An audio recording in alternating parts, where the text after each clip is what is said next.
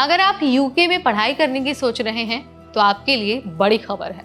दरअसल यूके सरकार ने अब इंटरनेशनल स्टूडेंट से जुड़ी ट्यूशन फीस पर नया 6% का टैक्स लगा दिया है।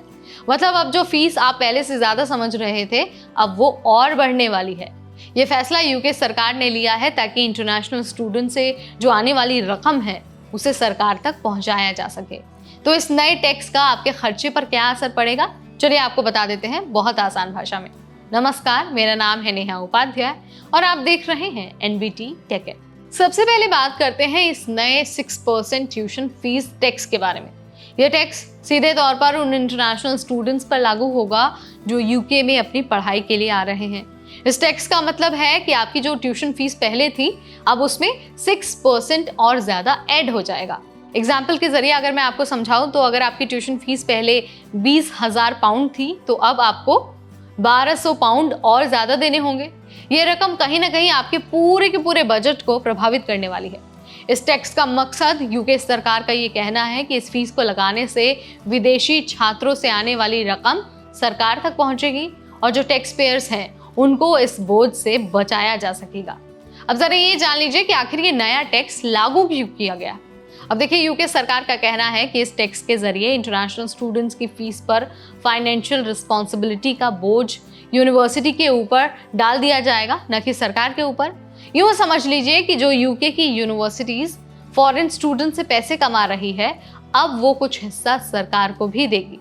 इसी के साथ जो यूके की यूनिवर्सिटीज हैं उनका ये कहना है कि ये टैक्स हर साल 600 मिलियन पाउंड तक इकट्ठा कर सकता है। यह रकम यूके के जो एजुकेशन सिस्टम है उसको और मजबूत करने में इस्तेमाल किया जाएगा।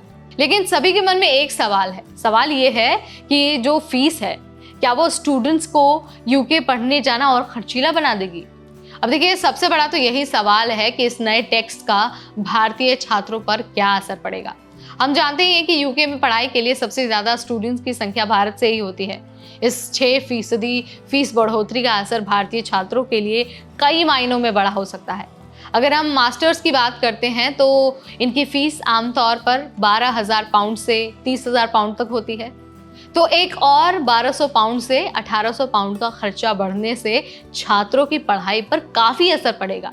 यानी अगर पहले आप सोच रहे थे कि भाई यूके में पढ़ाई का खर्च संभाल पाना मुश्किल होगा, तो अब आपको अपनी प्लानिंग पर फिर से विचार करना पड़ सकता है। फिर से आपको एक नया बजट तैयार करना पड़ सकता है, क्योंकि अब फीस में एड ऑन हो गया है। तो सवाल तो ये भी है कि क्या ये यूनिवर्सिटीज के लिए फायदेमंद होगा या फिर सरकार बस हवा हवाई बातें कर रही है। तो फिर हम बात कर लेते हैं कि यूके की यूनिवर्सिटीज को इस टैक्स से कितना फायदा होने वाला है।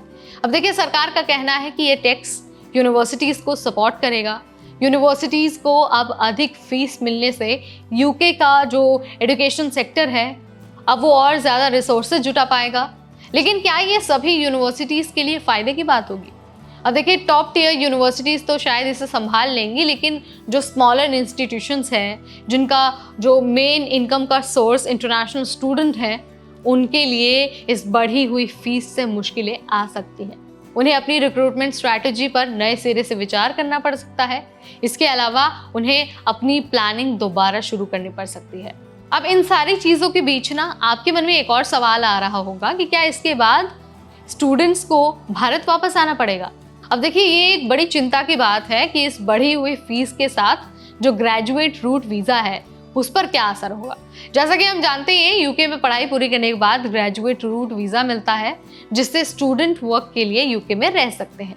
लेकिन ग्रेजुएट रूट वीज़ा पर अभी जो असर दिख रहा है वो ये है कि छात्रों को अब कम समय मिलेगा यूके में काम ढूंढने का। इसका मतलब ये है कि अगर किसी स्टूडेंट को वर्क एक्सपीरियंस का मौका नहीं मिलता है तो उसे भारत वापस लौटना पड़ सकता है। फीस बढ़ने और कम समय में काम न मिलने के कारण स्टूडेंट्स के लिए ये मौका और भी ज़्यादा मुश्किल हो सकता है।